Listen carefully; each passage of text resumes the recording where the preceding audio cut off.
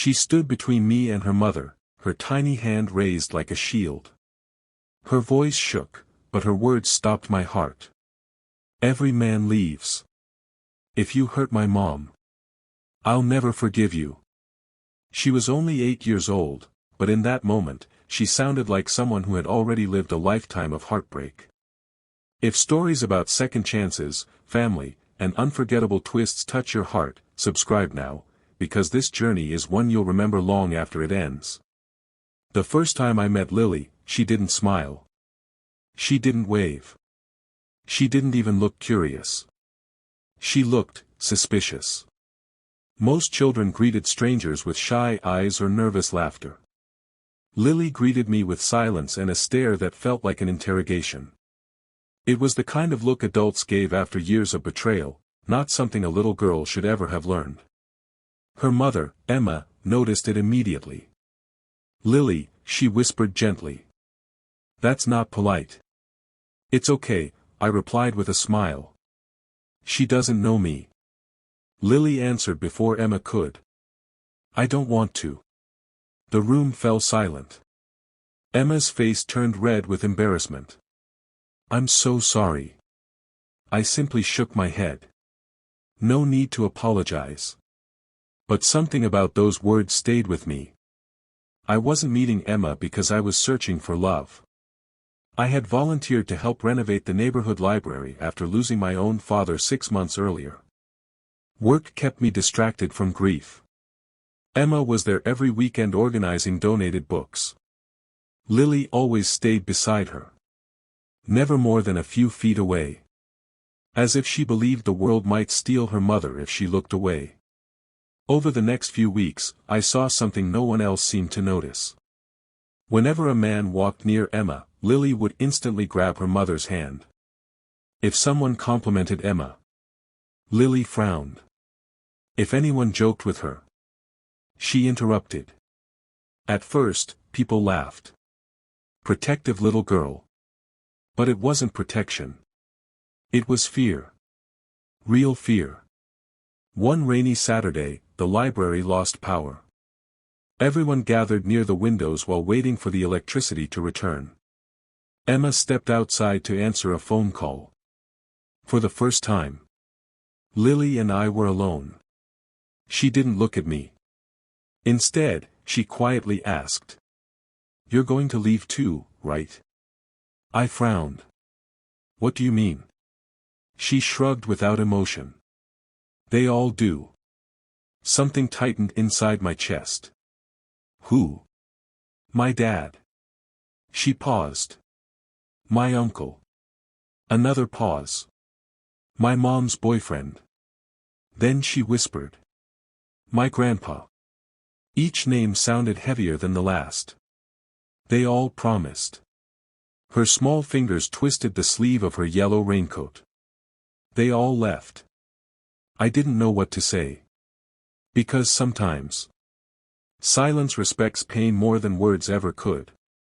Emma returned moments later. Her smile appeared instantly. But Lily's expression changed just as quickly. She became cheerful again.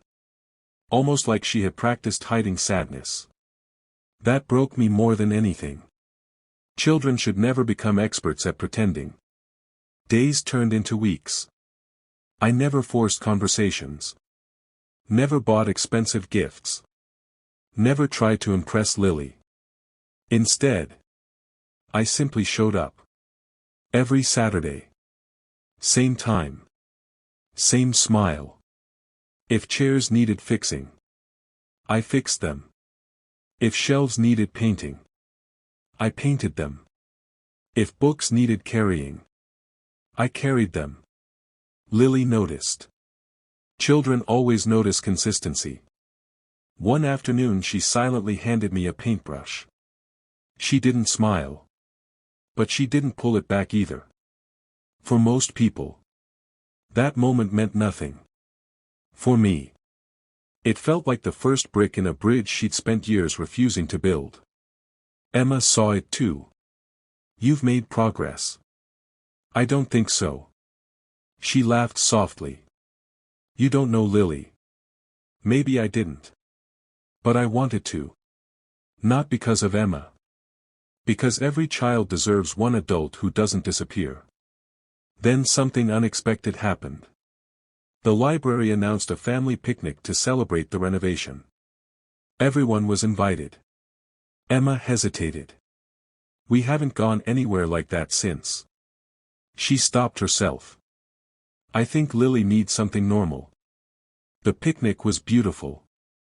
Children laughed. Parents grilled burgers. Music played beneath the summer sun.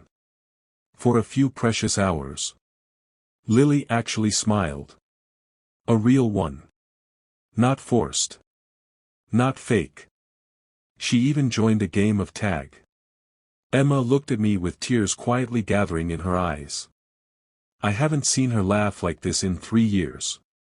Before I could answer, everything changed. A black SUV rolled into the park. Emma froze. The color drained from her face. Lily saw the vehicle, dropped her ice cream, and immediately ran toward her mother. Then she screamed loud enough for the entire park to hear. Mom! He's back! The entire park fell silent. Lily's tiny body trembled as she stood in front of Emma, spreading her arms as if she could protect her mother from the man walking toward them. The man stepped out of the black SUV wearing an expensive suit, but his eyes carried no warmth. Emma, he said calmly. It's time to come home. Emma's voice shook. There is no home with you anymore. People nearby stopped eating and quietly watched. Lily clutched her mother's hand so tightly her knuckles turned white. I stepped forward, not aggressively, just enough to stand beside them.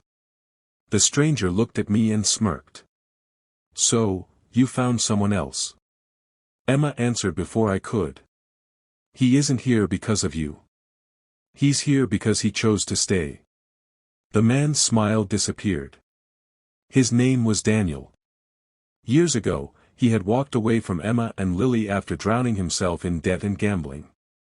He had disappeared without a single phone call, leaving Emma to work 2 jobs while raising Lily alone. Now he claimed he had changed. He said he was wealthy again. He wanted his family back. But Lily remembered every birthday he had missed. Every Christmas he had ignored. Every night her mother cried herself to sleep. Money couldn't erase those memories. Daniel suddenly knelt in front of Lily. I know you're angry, sweetheart. She took one step back. I'm not your sweetheart. Those words hit him harder than anything else. Still, he refused to leave. Days later, he began sending expensive gifts to their house. A new bicycle. Designer clothes. The latest tablet. Every package was returned unopened. Emma didn't want his money.